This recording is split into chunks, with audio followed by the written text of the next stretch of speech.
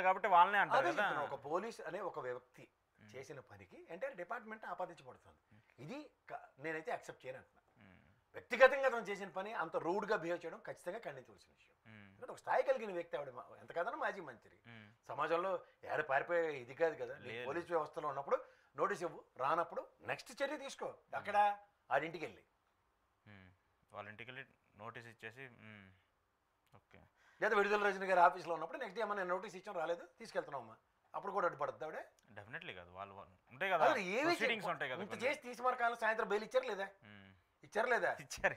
మరి దేనికి ఆడావిడే అంటే కాదు, నేను బెయిల్ లేదు కోర్టులో ప్రొడ్యూస్ చేశారు, ఆడేదో భ్రూణ హత్య ఏదో చేశాడు, పంచమహాపాతకాలు చుట్టుకునే పని చేశాడు, ఆయన తీసుకెళ్ళి కోర్టులో నిలబెట్టడం చంపేశారంటే అర్థం ఉంది.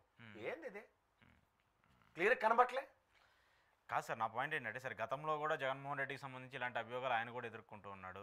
ఇప్పుడు విశాలగున్ని లాంటి వాళ్ళు, లేదంటే వీళ్ళందరూ ఇప్పుడు పిఎస్ఆర్ ఆంజనేయ లాంటి వీళ్ళందరినీ కూడా ఇప్పుడు వాళ్ళు ఏమైపోయారు, ఫ్రంట్ ఎండ్ నుండి ఇప్పుడు చూస్తుంటే కక్ష తీర్చుకుంటుంది ఎవరి మీద, వాళ్ళ మీదే కదా. విశాలగున్ని నేను అందరినీ ఏ కారణంతో సస్పెండ్ చేశారు మళ్ళీ మనం చెప్తాను. ఎవరో కాదంబరి రత్వని దేశం అంతా ఆవిడ మీద ఉన్న కేసులేడు చూడండి, వాళ్ళ నాన్న ఇచ్చిన కన్ఫెషన్ స్టేట్మెంట్ చూడండి.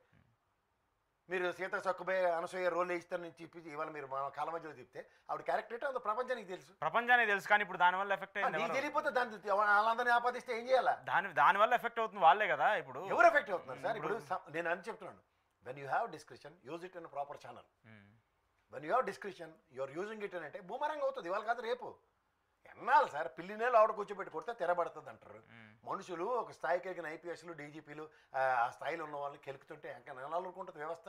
అవునవును, ఇప్పుడు ఆంజనేయులు గారికి సంబంధించి అదే కదా. రేపు పొద్దున పెన్ డౌన్ స్టార్ట్ అయింది అనుకోండి, ఎవడెక్కడ ఉంటాడు? బ్యూరోక్రాట్స్ అందరూ పెన్ డౌన్ స్టార్ట్ అయింది అనుకోండి సార్. అందుకోసమే ఆయన అంత కనీసం బెయిల్ కూడా వేయకుండా ఆయన డైరెక్ట్ అదే చెప్తున్నాడు. ఆయన ఇప్పుడు ఎవడైనా బెయిల్ ఎందుకు వేసుకుంటాడు, ఎందుకు వచ్చింది తలకాయ నొప్పి? తలకాయ నొప్పి లేదని ఆ స్థాయికి కలిగిన వ్యక్తి గ్రహించాడంటేనే దాంట్లో ఏం ఇష్యూ లేదని తెలియట్లేదు, అవునా కదా? అలాగే ఎగ్జామ్ పేపర్కి సంబంధించి కూడా డైరెక్ట్గా ఆయన చాలా ఇండికేషన్ చెప్తున్నాడు, కానీ డైరెక్ట్ కోర్టులోనే ఆయనే వాదించుకుంటూ ఉన్నాడు. ఎందుకు వాదించాడు? ఇలా జరిగింది, నాకు ప్రభుత్వానికి సంబంధించి ఇలా చెప్పారు కాబట్టి దాంట్లో నా మిస్టేక్ ఎలా ఉంటుంది, ఆ తర్వాత వేరే మళ్ళీ ఇప్పుడు ఈ డిబేట్లోనే పోలీసు వాళ్ళు తిడుతున్న ప్రసాద్ అని ఎవరైనా కేసు పెట్టాడు ఎగ్జాంపుల్, నేను మాడింది ఏంటి విను ఫస్ట్ అంటానా అన్న. డెఫినెట్లీ దేనికి ఇచ్చారనుకుంటున్నారు? పనికిమాలిన పనులు చేయడానికి కాదు, పనికొచ్చిన పనులు జరుగుతున్నప్పుడు భావ ప్రకటన సరళీకృతంగా ఉన్నప్పుడు సమాధానం ఎవరు చెప్పాలా? ఖచ్చితంగా వాళ్ళే చెప్పాలి, ఎందుకంటే పెట్టినప్పుడు కోర్టులు కూడా దీన్ని కొంత ఖండిస్తూ ప్లీజ్. కోర్టులు ఇస్తున్న డెలిబరేషన్స్ చూస్తే పిచ్చి లేసిపోతుంది. అది చూడమనండి, అవి ఏ ప్రాతిపదికన పెడుతున్నారు, ఎందుకు అన్నీ చెప్తారు కదా. ఇప్పుడు గౌరవ న్యాయస్థానంలో జరుగుతున్నాయి చూడండి. వ్యవస్థ ఏమి మనకి పోలీసు వాళ్ళతో సమన్వయపరుచుకునే న్యాయ వ్యవస్థ ఏమి కోఆర్డినేషన్స్లో లేవు.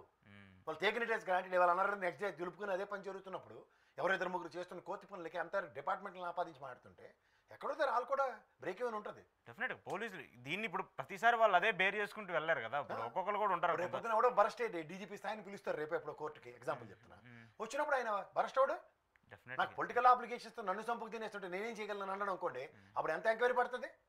కోర్టులు ఖచ్చితంగా అడుగుతుంది కదా. ఇప్పుడు మీరు ఒక అత్యున్నత హోదాలో ఉండి మీరు సింపుల్ చెప్తాను, ఏబీ వెంకటేశ్వరరావు సస్పెండ్ చేశారు, ఎంక్వైరీ కమిటీ వేస్ట్ చేశారు లేదా, తర్వాత కాకినాడ దగ్గరికి వెళ్ళినా అతనికి న్యాయం ఎందుకు జరగలే? తప్పు జరిగిందని చెప్పేసి it is got established in proper way. ఈ విషయాలు కొన్ని రాణా ఈ ఆంజనేయులు గారి ఎక్కడైనా మీకు ఎంక్వైరీ కమిటీతో అవుట్కమ్ ఉందా? లేదు. ఎత్తుకొచ్చేస్తారా తీసుకెళ్ళి, దొరికాడు కదా అని సస్పెండ్ చేసేస్తున్నారు. ఏ ప్రాతిపదిక మీద? సరిగ్గా వాళ్ళు చెప్తున్నాను, then you have description you are using to your convenience అంటే that is not an answer కదా. ప్రభుత్వానికి సంబంధించి వాళ్ళ అధికారంలో ఉన్నప్పుడు చేయాల్సినవి, చూడాల్సినవి, చెప్పాల్సినవి ఏం చేయాలో వాళ్ళు చేస్తూ ఉంటారు కాబట్టి అది పొలిటికల్ యాంబియన్స్ కానీ ఇక మనం చూడాల్సి వస్తూ ఉంటుంది ఖచ్చితంగా. సరే సార్, ఇంకొక విషయం ప్రధానంగా జగన్మోహన్ రెడ్డికి సంబంధించి అంటే ఆయన టార్గెట్గా ఈ లిక్కర్ కేసుకి సంబంధించి ఏదో జరుగుద్దని చెప్పి ఒక 2 నెలల నుంచి పెద్ద ఎత్తున చర్చ జరుగుతుంది.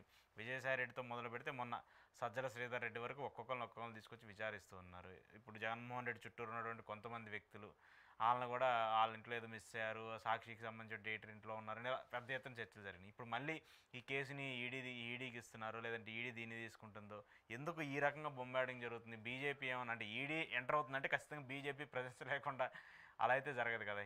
ఎలా చూడాలి అసలు దీన్ని? ఫస్ట్ తెలుసుకోవాల్సింది అంటే సిట్టుతో ఏ పని అవ్వదు ఆంధ్రప్రదేశ్లో, ఇంకోసారి ప్రూవ్ అవుతుంది. అయిందా లేదా? ఎందుకు ఏ సిట్టుతో అయినా మీకు ఆంధ్రప్రదేశ్లో పని అయిందని ఒకటి చెప్పండి.